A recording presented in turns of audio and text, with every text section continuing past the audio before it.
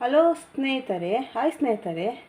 ನಾನಿವತ್ತು ಬೆಳ್ತಿಗೆ ಅಕ್ಕಿಯಿಂದ ಮಂಡಸ್ ಮಾಡ್ತಿದ್ದೇನೆ.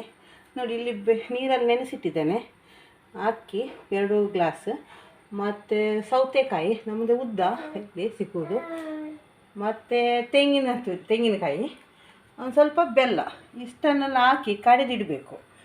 ಮತ್ತೆ ನಾನು ತೋರಿಸ್ತೇನೆ ಏನೆಲ್ಲ ಮಾಡಬೇಕಂತೇಳಿ. ನೋಡಿ, ಬೆಲ್ಲ,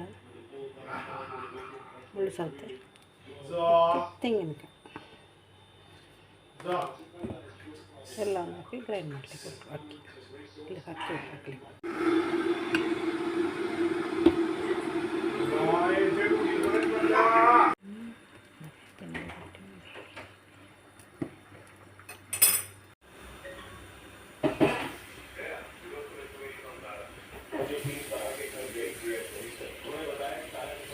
ಇಪ್ಪತ್ತು ನಿಮಿಷ ಬೇಯಲಿಕ್ಕೆ ಇಡಬೇಕು.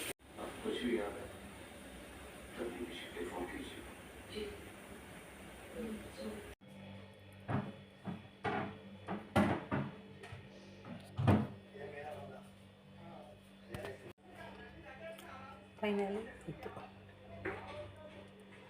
ಮಂಡಸ್.